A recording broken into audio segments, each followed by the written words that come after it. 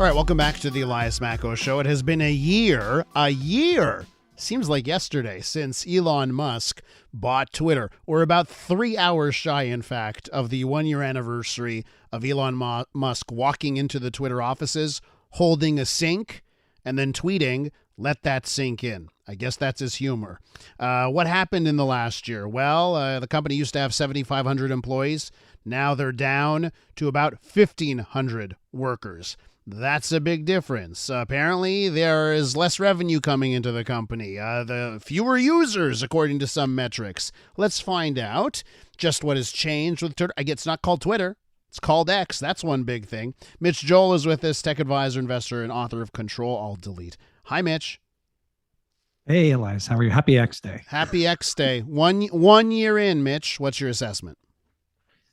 I know how much Elon Musk loves memes, so maybe we could just sum it up with the meme that goes meh. Meh. Meh. Is that enough? So, meh, meh. Like, but does that? Are you saying nothing changed? Because I think a lot has changed, but in all types of different directions. I mean, meh in the sense of we need to remind ourselves of a couple things. One is the platform wasn't that much better before Elon Musk, truly, in terms of where it was going. We have memory cloud fogs, the fog of technology, where we forget that there was content moderation, a lot of hate speech, a lot of problems with this platform prior to Elon Musk. The platform has fundamentally always struggled at a business level, from not only advertising revenue, but just revenue in general.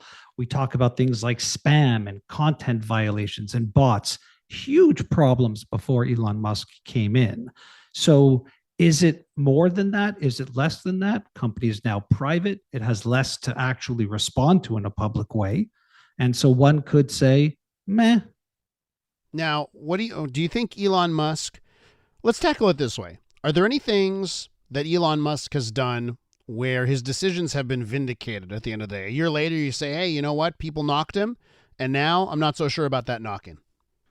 I think there are a couple. One is I do believe that the platform is still as viable or even more open to debate. Whether we like the debate that's taking place there or not, there is a lot of debate that's taking place there.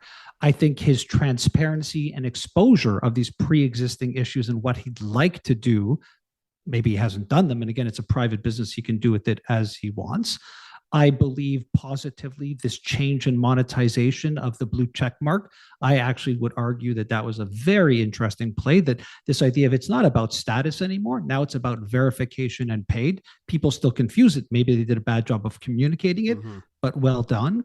I do think there's a lot of people who like the fact that we now have a social media platform that is back to what I'll call either the old web or the open web, if that's your jam. I think he's done it well. He's done an excellent job considering the size and the struggles in terms of attracting public attention. Case in point, you and me having a conversation about this. And ultimately, it's hard to make an argument against new leadership, whether they're effective or not. That's a secondary point. He has changed leadership and how people run things there. So I want to touch on one thing you said, the communication aspect. If there's one thing this new Twitter X is terrible at, it's communicating why they make changes. And just on the blue checkmark thing, I actually think at the end of the day, I would pick the system they have now instead of the old system, which is someone in an office who deems you're worthy of blue checkmark, you're not.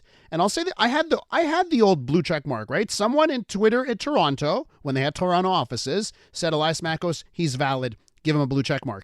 And then I'd have colleagues that are, they have radio shows in this market, and Twitter, the person in Toronto didn't know them, didn't like them, no check mark, right? And now it comes down to you want to pay $8. So maybe I'll accept that. But it's like they didn't care about communicating why and the reasons behind it. They just do it. It creates chaos, and then they get backlash. So I want, the communication aspect of things. I think that has been the biggest train wreck. Yeah, I would agree with you, but I would also say that Elon Musk has a style of communication and that it can be irritating to, let's call it 50% of a population, maybe less, maybe more. And I think he actually very clearly indicated how and what the blue check mark represented. I don't think we liked the way he said it to a lot of people. I actually interpret it as, hey, We are all equal here. I believe that if you pay for this, we now know who you are. Because of that, we're going to give certain privileges to that. And we're just going to remove status and turn it into a better place so that you can have less bots.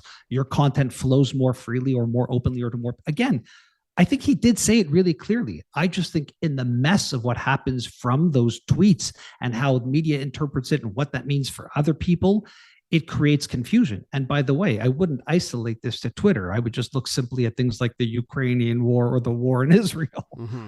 Yeah, and that's another thing, right? So let's take a moment to talk about this. Talking about a year of Twitter under Elon Musk, now X. When it comes to those situations, breaking news, right? Current events. How would you rate the current version of Twitter, X? As bad, or if not worse, than how it was before Elon Musk. Mm-hmm. Content moderation has been a challenge forever. Thinking about things like conspiracy theories, even how he himself will aggravate to those situations or encourage them or have them flow. Thinking about things like tremendous volume on the alt-right voices. You see that there as well. How they deal with politics in general, not very pretty, because the world is messy. The people who are creating this content, whether they have the ability to put out negative information, meaning you're coming from one of those groups and doing it on purpose as disinformation, or whether you're an individual taking that and running with that because you have no media literacy or journalism skills. The problem is us, the users, are really forced to deal with our own limitations or expectations of how we interpret media and run with it. Think about all of the fake celebrity death posts you would see on Facebook from someone who passed years ago or someone who didn't pass. Yeah. Smart, intelligent friends sharing this, just the nature of what it is. I see this, I share it. So our expectations also can't be 100% on the social platform versus how we ourselves conduct ourselves in social spaces. Now, there is no content moderations right now.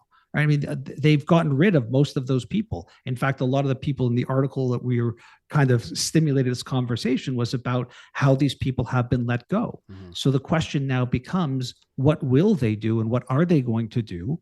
And as much as they seem to be trying to do this through, again, these paid platforms, these paid profiles, which I think is a great way to do it, it's just not at scale yet. And Mitch, quickly on this one, the pace of changes, the pace of development, certainly seems like all of Elon Musk's companies, Twitter is now moves very quickly just to change things. And they blow stuff up, and sometimes people don't like it. But it seems like every day something's new on the platform. What's your take on that rapid pace?